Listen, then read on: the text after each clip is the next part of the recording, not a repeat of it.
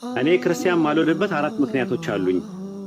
የመጀመሪያ ቁጥር 1 እኔ ክርስቲያን ማልሆንበት ምክንያት በባይብል ሆነ በቁርአን አምልኮ የሚገባው የሚመለክ አንድ አምላክ አለ። አንድ አምላክ የተባለው በቁርአን አላህ ነው። በባይብል ደግሞ ኢየሱስን የላከ አንድ አምላክ አለ፣ አንድ ፐርሰን አለ። ባይብል ላይም ማቴዎስ ወንጌል ምዕራፍ 4 ቁጥር 10 ላይ ለጌታ ለአምላክ ስገድ እርሱን ብቻ አምልክ ነው የሚለው። እርሱን ነው የተባለው፣ እነርሱን አልተባለም። በክርስቲያኖች የሚመለኩት ደግሞ ሶስት አካላት ናቸው። እነርሱ ተብለው የሚመለኩ አሉ፣ አብ፣ ወልድ፣ መንፈስ ቅዱስ። ስለዚህ ሶስት አካላትን ላለማምለክ ነው። እነዛ ሶስት አካላቶች ራሳቸው አምላክ ናቸው። እግዚአብሔር አብ፣ እግዚአብሔር ወልድ፣ እግዚአብሔር መንፈስ ቅዱስ የሚባሉ ሶስት አካላቶች አሉ። ስለዚህ ሳናገራቸው እናንተ እያልኩኝ መጥራት ስለማልፈልግ ነው። ምን ላይ ያለ እናንተ እያሉ የሚያወሩት ስንል ሰይፈ ሥላሴ ላይ መልካ ሥላሴ ላይ እንደዛ እያሉ ነው የሚያወሩት። እናንተ እየተባሉ የሚወሩ ሶስት አካላቶች አሉ።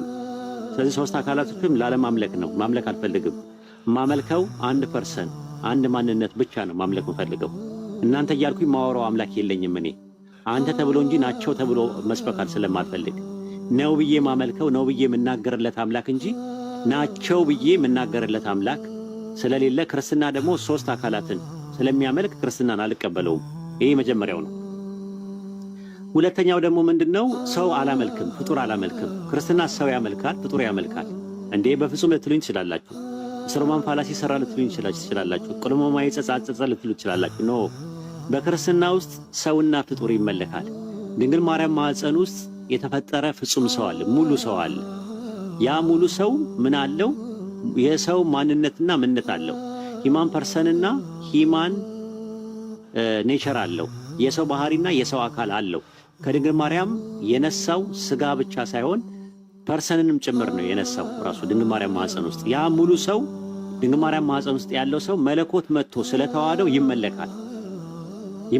አንዳንድ ፕሮቴስታንቶች እንደው ምን ይላሉ? አይ ውስጡ ያለው መለኮት እንጂ ስጋው አይመለክም፣ ያ ሰው አይመለክም፣ ፍጹም አምላክነቱ እንጂ ፍጹም ሰውነቱ አይመለክም። ኦርቶዶክስ ደግሞ የሚሉት ምንድነው? ኦርቶዶክስና ካቶሊክ የሚሉት ደግሞ ምንድነው? ፍጹም አምላክ መጥቶ ያንን ፍጹም ሰውነት ጋር አንድ ስለሆነ ይመለካል። ፈጣሪ ከጥንት ጀምሮ ከኔ በቀር ሌላ አምላክ አታምልክ እያለ እየተናገረ በአንድ ወቅት ድንግል ማርያም ማኅፀን ውስጥ የሆነ ሰው ፈጥሮ ያ ከዛ ሰው ጋር አብሮ አድርጎ የሚያስመልክበት ባዕድ አምልኮ አያመጣም። ዘዳግም 13:6 ላይ እንደዛ ነው። አንተም አባቶችም ማታውቀውን አምላክ አታምልክ ነው የሚለው። እስራኤላውያን አላመለኩም በዚህ መልኩ ማለት ነው። ባዕድ አምልኮ አታምልኩ እያለ በኋላ ላይ ሰው ፈጥሮ የሚያስመልክበት ምንም የለውም። ኢሳይያስ ምዕራፍ 42 ቁጥር 8 ላይ ምንድነው የሚለው?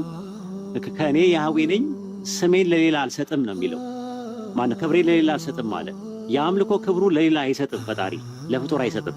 ስለዚህ በክርስትና የሚመለከው ሰውና ፍጡር ይመለካል፣ የናዝሬቱ ኢየሱስ የሚባል ማለት ነው። ሶስተኛ ደግሞ ኢንዳይሬክት ማለትም በተዘዋዋሪ የሚመለኩ አካላት አሉ። ለምን? መለኮት አንድ ብቻ ነው።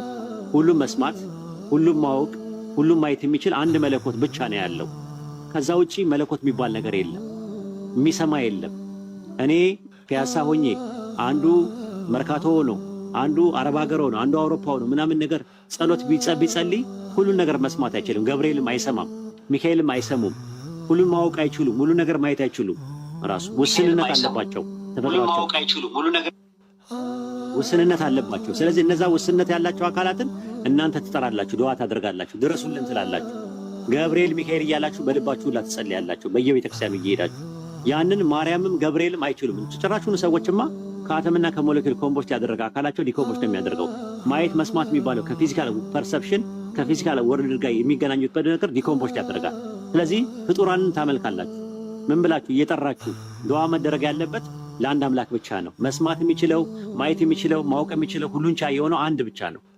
እናንተ ግን ፍጡራንን ትለምናላችሁ፣ ማርያምን ትለምናላችሁ፣ ገብርኤልን ሚካኤልን ትለማመናላችሁ። ያ ራሱ አምልኮ ነው።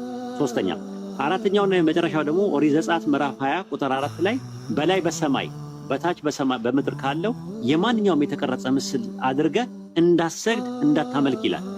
የተከለከለው ማምለክ ብቻ አይደለም፣ መስገድ። እናንተ ደግሞ የመላእክትን የቅዱሳንን የሰማዕታትን የነቢያትን የማርያምን ስዕልና ምስል እያደረጋችሁ የጸጋ ስግደት እያላችሁ ትሰግዳላችሁ። መስቀል ቀርሳችሁ ቅርጽ ቀርሳችሁ ክርስቶስ የተሰቀለበት መስቀል ነው ብላችሁ ለክርስቶስ መስቀል እንሰግዳለን ይላል የዘወትር ጸሎት ላይ። ለመስቀል ትሰግዳላችሁ፣ ለስዕል ትሰግዳላችሁ። ታምረ ማርያም ላይ እንደዛ ነው። ለስዕሏ ስገዱ፣ ለስዕሏ የማይሰግድ ሰው እያለ ነው የሚናገረው። ስለዚህ ለስዕል እየሰገዳችሁ የጸጋ ስግደት ክርስቲያን መሆን አልችልም ማለት ነው። 4 ነገሮች ነው ልብ አድርጊ። አንደኛ 3 አካል ነው የምታመልኩት። ሁለተኛ ፍጡርና ሰው ታመልካላችሁ፣ ድንግል ማርያም ማጽኖ የተፈጠረ። ሶስተኛ መላእክትን፣ ነቢያትን፣ ሰማዕታትን በሌሉበት ስማቸውን ትጠራላችሁ፣ ድረሱልን እያላችሁ ታወራችኋቸዋላችሁ። አይሰሙም ራሱ። ለምሳሌ እኔ አሁን የምትሰሚኝ ቲክቶክ ላይ ነው ራሱ። በቲክቶኬን ዘግቼ አሁን ባወራ ማወራው ነገር ምን